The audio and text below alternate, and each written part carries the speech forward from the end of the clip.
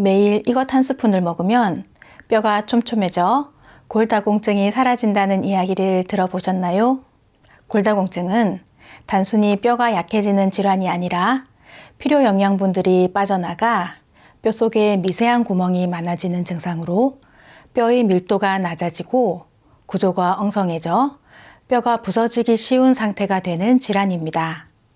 이번 시간에는 골다공증에 좋은 음식과 나쁜 음식, 그리고 골다공증 치료에 도움을 주는 생활 습관까지 자세히 알려드릴 테니 끝까지 시청해 주세요.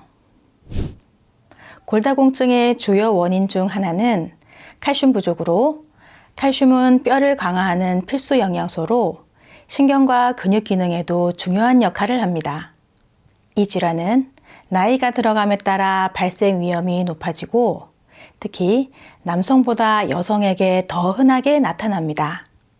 태어날 때 엄마에게서 받은 칼슘은 성장 과정에서 뼈에 축적되어 뼈의 강도를 높여주지만 나이가 들면서 우리 몸에 필요한 칼슘의 보충이 제대로 이루어지지 않으면 뼈가 약해집니다.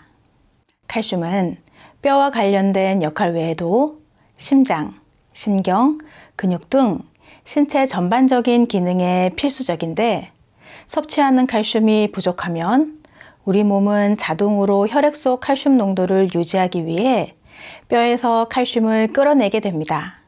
하지만 이때 충분한 칼슘이 뼈에 저장되어 있지 않다면 칼슘이 빠져나간 자리가 많아 구멍이 커져서 뼈의 밀도가 낮아지고 작은 충격에도 쉽게 골절이 발생할 수 있게 됩니다.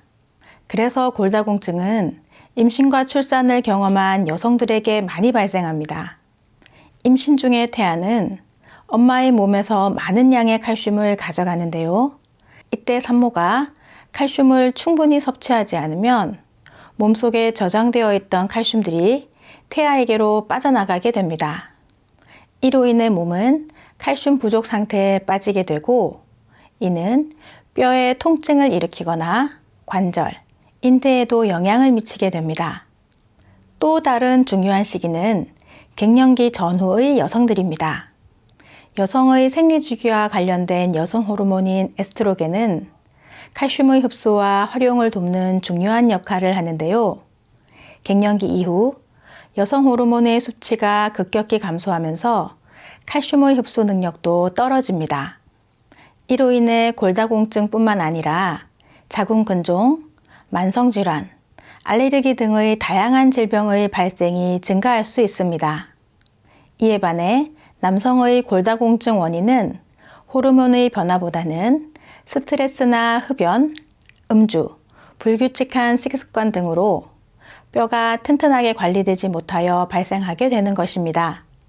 앞서 말씀드린 대로 우리 몸속 칼슘은 대부분 뼈와 치아를 형성하고 지키는 데 사용되지만 일부는 혈액, 체액, 근육 등에도 영향을 줍니다. 그래서 칼슘이 부족하면 신경계의 이상이 나타날 수 있고 불안증이나 우울증과 같은 정신적 문제까지 유발할 수 있습니다. 뿐만 아니라 칼슘은 우리 몸에서 독소를 해독하는 데도 활약하는데요. 그래서 칼슘이 부족해지면 체내 독소가 제대로 처리되지 않아 알레르기나 만성염증과 같은 문제가 발생할 수 있습니다.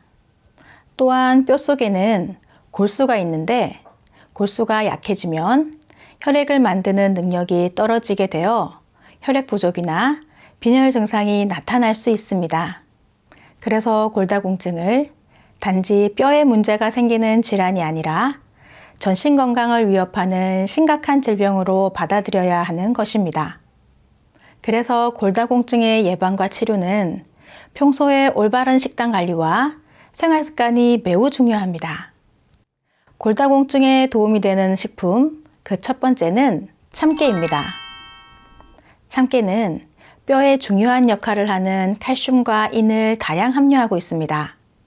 이 둘을 함께 섭취할 때 뼈의 재생을 촉진하는 효과가 있으며 참깨에는 비타민 B군도 풍부하게 들어있어 세포의 기능을 돕고 신경계에도 도움을 주는 등 전반적인 건강에도 긍정적인 영향을 미칩니다. 하지만 참깨를 섭취할 때는 몇 가지 주의할 점이 있습니다. 참깨를 볶아서 먹으면 그 안에 있는 칼슘, 인, 비타민, B군 등의 영양소가 파괴될 수 있고 참깨의 풍부한 불포화 지방을 과도하게 가열하면 오히려 건강에 해로울 수 있습니다. 그래서 참깨는 꼭 생참깨 상태로 먹는 것이 뼈 건강에 가장 좋은데요. 우리 부모님들 아침이나 저녁에 드라마 보실 때 생참깨 한 스푼을 입에 넣고 꼭꼭 씹어서 물이 될 때까지 천천히 드셔보세요. 입안에 퍼지는 고소한 맛과 톡톡 씹히는 즐거움이 느껴지면서 뼈와 치아를 튼튼하게 해줄 것입니다. 만약에 치아가 약하시거나 잇몸이 약하신 분들이 참깨를 제대로 씹기 어렵다면 참깨즙의 형태로 드시는 방법도 있습니다. 골다공증에 도움이 되는 식품 두 번째는 유제품입니다. 우유가 칼슘, 미네랄, 단백질, 비타민 등이 풍부하게 함유되어 있어 뼈 건강에 좋다고 알려졌지만 최근 우유의 칼슘이 생각보다 흡수율이 낮다는 연구 결과도 있습니다. 그래서 우유보다는 치즈 속 칼슘이 뼈 속의 지방까지 제거하고 그 자리를 채워 골밀도를 높여주기 때문에 골다공증에 더 좋은 음식으로 꼽힙니다. 이 외에도 요거트도 뼈 건강에 좋은데요. 시중에 판매되는 요거트 제품 중 당이 첨가되지 않은 그릭 요거트를 드시는 것을 권해드립니다. 골다공증에 도움이 되는 식품 세 번째는 브로콜리입니다. 칼슘은 녹색 채소에 많이 함유되어 있는데요. 특히 브로콜리에는 시금치보다 칼슘 함량이 4배가량 많으며 비타민 C, K 등이 풍부합니다. 비타민 C는 칼슘 흡수량을 높여주고 비타민 K는 칼슘이 체외로 배출되는 것을 차단해 체내에 흡수되도록 하고 더불어 뼈의 구조 형성에 중요한 역할을 하는 단백질 생산을 촉진하여 뼈를 튼튼하게 해줍니다. 골다공증에 도움이 되는 식품 네 번째는 해조류입니다. 미역이나 다시마와 같은 해조류는 바다가 주는 좋은 칼슘 공급원으로 특히 미역은 시금치의 25배, 우유의 13배가량 많은 양의 칼슘을 함유하고 있습니다. 그리고 해조류의 마그네슘과 미네랄도 뼈 건강에 중요한 역할을 하고 식이섬유는 칼슘의 흡수를 도와주는 효과가 있어 골다공증 예방에 많은 영향을 미칩니다. 골다공증에 도움이 되는 식품 다섯 번째는 홍화씨입니다. 홍화는 우리나라 전통 혼례 때 신부의 얼굴에 바르는 연지의 원료로 홍화씨에는 뼈를 강화해주는 성분은 물론 여성 호르몬과 유사한 성분이 함유되어 있어서 골밀도를 높여주고 골다공증을 예방하여 줍니다. 또 관절염에 좋은 유기백금이라는 성분도 함유하고 있는데요. 이는 백혈구를 골절 부위에 집중시켜 골절 부위의 재생을 돕고 염증을 완화시키는 역할을 합니다. 홍화씨는 다양한 방법으로 섭취할 수 있는데요. 가루를 내서 요거트에 섞어 드시거나 건조한 것은 차로 끓여 마시고 즙으로 제조한 것을 드시는 방법도 있습니다. 그런데 홍화씨를 드실 때는 평소 항응고제를 복용 중인 분들은 섭취에 주의하시고 과다 섭취 시 설사나 복통을 일으킬 수 있으니 성인의 경우 15g 내외 정도만 드시는 것이 좋습니다. 지금부터는 골다공증을 악화시키는 음식들에 대해 알려드릴 텐데요. 아직 구독하지 않은 분들이 계신다면 구독과 좋아요 꼭 눌러주세요. 매주 알찬 건강 정보로 찾아뵙겠습니다. 우리가 평소 먹는 음식 중에 골다공증을 유발하거나 악화시킬 수 있는 음식들이 있는데요. 가장 대표적인 것이 짠 음식입니다. 음식을 짜게 먹으면 체내 나트륨 농도가 높아져 우리 몸은 소변을 통해 이를 배출시키려고 합니다. 이때 나트륨만 빠져나가는 것이 아니라 칼슘도 함께 빠져나가기 때문에 뼈가 약해지며 골다공증으로 이어질 수 있습니다. 다음은 탄산음료와 당분이 많이 포함된 음식입니다. 탄산음료의 인삼염 성분은 칼슘의 흡수를 방해하고 설탕이 많이 들어간 음식도 칼슘과 같이 중요한 영양소를 소변으로 배출시키기 때문에 골다공증을 더욱 심화시킬 수 있어 피하는 것이 좋습니다. 그리고 카페인이 많은 음료와 알코올도 체내 칼슘 흡수를 방해하고 골세포의 생성을 억제하여 뼈 조직을 약화시키기 때문에 커피는 하루 한두 잔 정도, 알코올은 주 1회의 소량만 즐기시기 바랍니다. 우리가 매일 칼슘을 섭취하지만 동시에 많은 요소들이 칼슘의 배출을 촉진하기에 칼슘의 흡수를 돕고 뼈 건강에 도움이 되는 생활 습관이 중요합니다. 칼슘과 더불어 뼈 건강을 위한 중요한 영양소 중 하나가 바로 비타민 D입니다.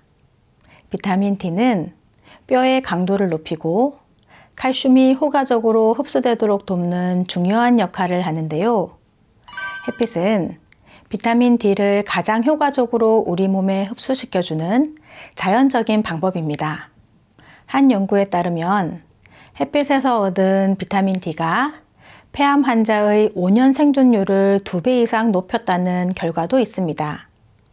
또한 유명 의과대학의 연구에서는 햇빛을 규칙적으로 쬐면 수술 환자들의 회복 속도가 빨라진다는 것을 입증했습니다. 이러한 연구들은 햇빛이 단순히 피부에 좋지 않다는 잘못된 인식을 불식시키고 우리 몸에 꼭 필요한 비타민 D를 제공한다는 사실을 강조합니다. 햇빛에 노출되는 시간을 늘리면 비타민 D 수치가 자연스럽게 증가하여 뼈의 밀도와 강도를 높이는 데 도움을 줍니다. 겨울철이나 외출이 어려운 경우에는 집에서 햇빛이 잘 드는 곳에 앉아 시간을 보내는 것도 좋은데요. 창문을 통해 들어오는 햇빛도 어느 정도 비타민 D를 공급할 수 있기 때문입니다. 또 골다공증 환자들에게 가장 추천되는 운동은 바로 걷기입니다. 걷기는 뼈에 자연스러운 자극을 주어 뼈 밀도를 높이고 강도를 증가시키는 데 도움이 되는데요. 우리가 걸을 때 뼈와 관절에 미세한 충격이 전달되는데 이 충격이 뼈를 강화하는 역할을 합니다. 근력 운동이 근육을 단련시키듯이 걷기 운동은 뼈를 튼튼하게 만드는 데 중요한 자극을 주는데요. 중요한 점은 본인의 체력에 맞춰 점진적으로 운동량을 늘려가는 것입니다. 운동을 처음 시작하는 경우 5분 정도 걷기부터 시작해 점차 10분, 20분으로 시간을 늘려가는 방식이 좋습니다. 그렇게 꾸준히 걷기를 하다 보면 뼈가 점점 더 튼튼해지며 골다공증 예방과 치료에 긍정적인 영향을 미칠 수 있습니다. 골다공증의 회복은 단순히 약물에 의존하는 것이 아니라 체내 환경을 조절하는 것에 달려 있습니다. 지금부터 눈의 피로를 풀어주고 안구 건조증에 도움이 되는 눈 마사지법 알려드릴게요. 마사지 하시기 전에 손을 깨끗이 씻어주세요. 절대로 손으로 안구를 직접 만지시면 안 되고 눈 주변 부위를 마사지 해주세요. 손바닥 아래 볼록한 부분으로 관자놀이부터 눈 주변을 풀어주세요. 이렇게 꾹꾹 눌러주시면 됩니다. 중지로 관자놀이와 눈꺼풀 주변을 바깥에서 안쪽으로 눌러주면서 콧부리까지 풀어주세요.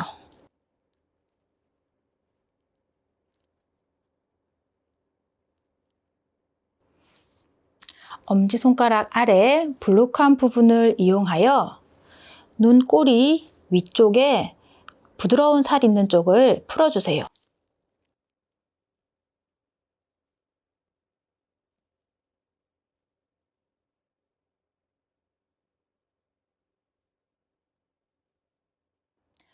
엄지손가락으로 눈썹 뼈 안쪽을 이렇게 꾹꾹 눌러주세요. 이때 눈에 직접적으로 손이 닿지 않도록 조심하여 주세요.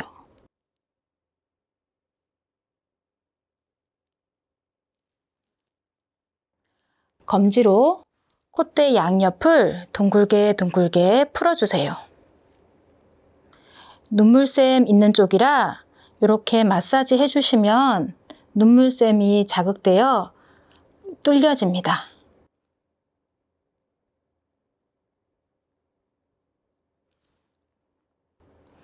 검지로 코 옆에 여기서 따라서 이렇게 쭉쭉 눌러주세요.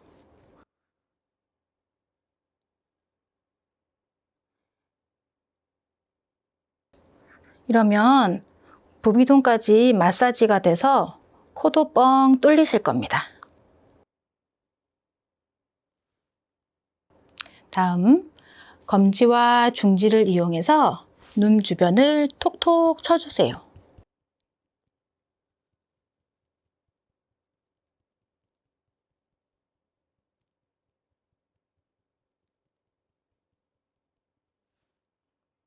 마지막으로 손을 비벼 열을 내서 눈이 따뜻하게 감싸주세요.